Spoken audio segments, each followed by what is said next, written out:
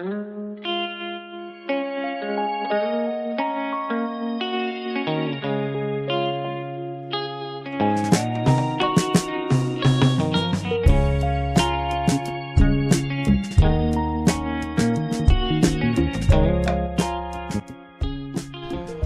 have you ever tried to help someone recover? In recovery, we try to help others, and that's part of the deal. Our main purpose is to stay sober and help other alcoholics achieve sobriety. The problem is when we get too wrapped up in someone's life and we begin to enable. Enabling is something that does have different meanings for depending on what you're trying to do. You can enable someone to get ahead in life by, pointing them in the right direction, introducing them to just the right person.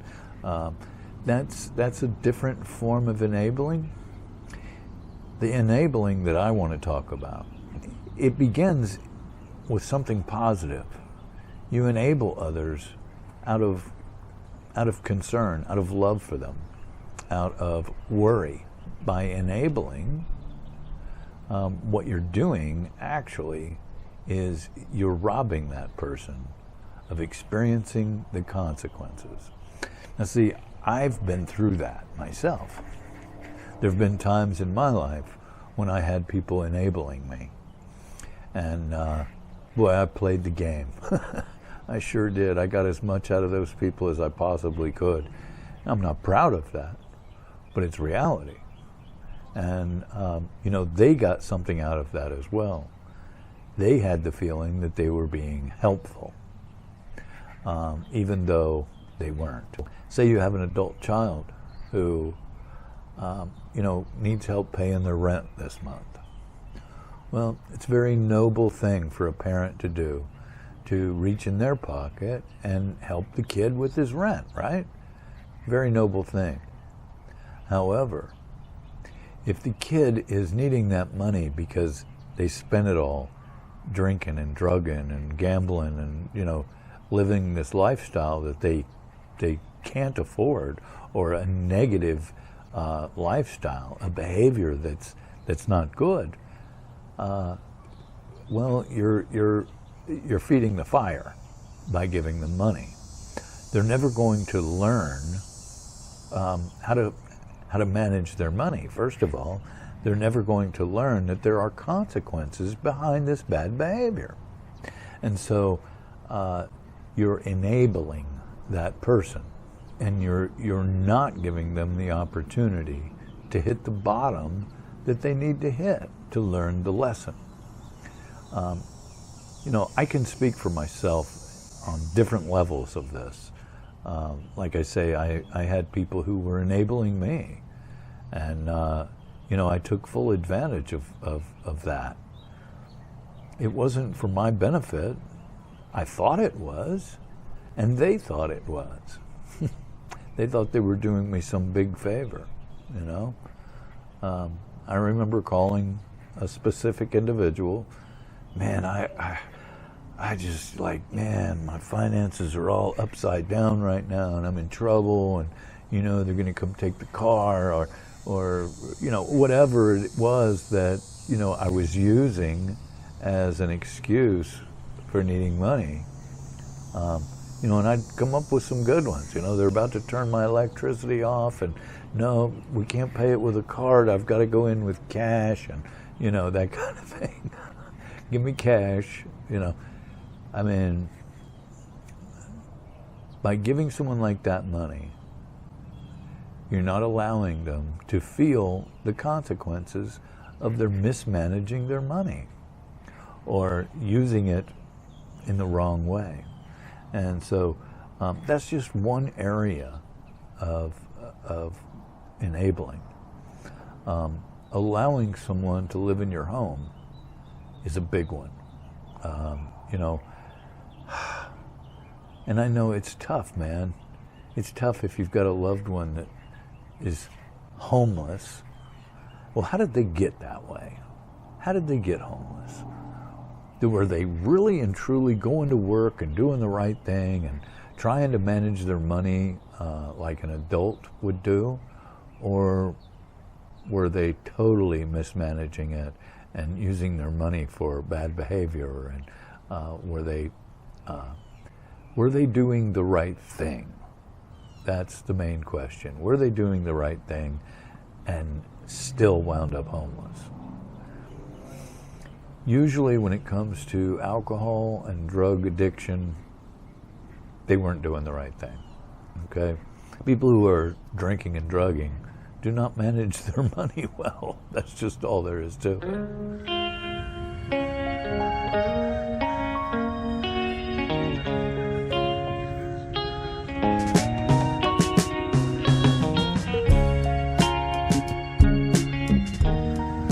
So if our main purpose is to stay sober and help other alcoholics achieve sobriety, then what's wrong with trying to help the other alcoholic, right? I mean, that's what it's all about, right? It's helping another alcoholic achieve sobriety. Well, you know, giving an alcoholic a couple of bucks so he can buy a pack of smokes or something like that's one thing. Paying his rent is another story. There's a fine line between help and enabling, and it's important to know the difference. So I'm sure that you've heard that it's important that alcoholics, drug addicts as well, that they hit bottom.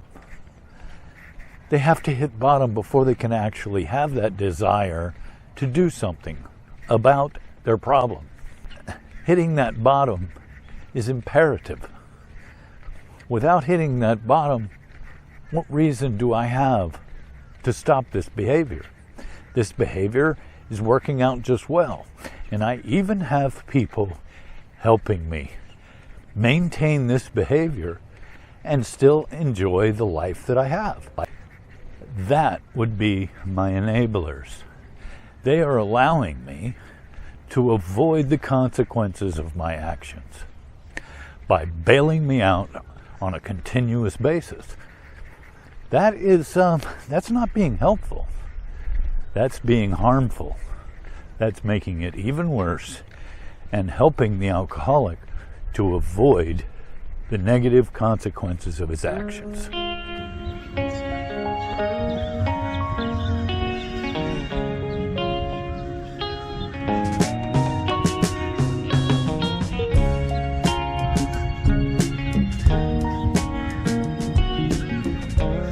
So by avoiding the consequences of my behavior, I get to continue on with my addiction or my alcohol abuse or whatever bad behavior that I'm showing. So you can see that that's not exactly helpful to the person that's suffering from addiction and alcoholism. It's important that we hit bottom, and it's important that nobody saves us from hitting that bottom. Because without it, you know, in my situation, it was the consequences that saved my life. Today, I thank God for those consequences. At the time, I wasn't thanking God for them, believe me. It was terrible. But if it weren't for the consequences, I never would have had the desire. I never would have had the strong desire to do something about my crazy life. You know, if I could continue to behave the way I was with no consequences, then I was going to continue doing it. It's the consequences that made me go, ouch, that hurt, man. I don't want to do that again. But if you've always got somebody that's bailing you out and providing you with what it is you need, whether it's money or a place to live or just supportiveness, even though your behavior is atrocious and they're doing it anyway, they are enabling. They are giving positive reinforcement for negative behavior. Now, if you find yourself relating to any of this and you're thinking, well, possibly I could be enabling someone, usually enabling comes from an angle of love and caring. I don't want to see this person suffer. And that's a very noble cause. I don't want to see my loved ones suffer.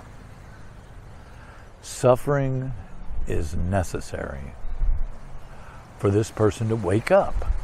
For this person to wake up and see that they need to do something about their life. Their life is a shambles. My life was a complete dumpster fire, but I wasn't going to do anything about it because I wasn't experiencing any of the consequences.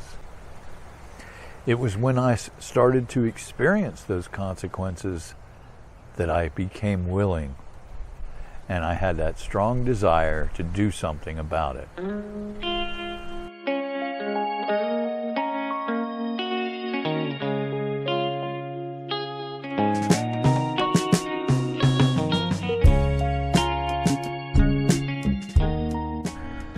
So if you think you may be enabling someone rather than helping them, don't be too hard on yourself. You're probably coming from an angle of love and caring and concern. And, you know, your base motives is what it's all about anyway. However, sometimes we kid ourselves into thinking that we're helping someone when what we're doing is we're making it worse. We're providing them with a way to continue their bad behavior and not have to experience the consequences. My suggestion, and take it for what it's worth, my suggestion is to, first of all, maybe try Al-Anon. Al-Anons are very well versed in stopping the enabling from happening. And the other thing that you might consider doing is looking into a thing called codependency, because it's very codependent behavior. It's not a bad thing that you're doing. If you're enabling someone, you're not doing a bad thing, but I have to say you're doing them a disservice because they require to hit that bottom that we all have to hit, that is going to give us that strong desire to do something about our lives. So you guys, thank you for listening. Thank you for watching. If you feel like you're enabling someone, get involved in Al-Anon. Get with a support group of other people who are codependent. Look into codependency. Maybe it'll help you with that. And I understand we're just trying to help, and that's all I'm trying to do too. So you guys live happy, joyous, and free. And I'll see you on the next video. Bye-bye.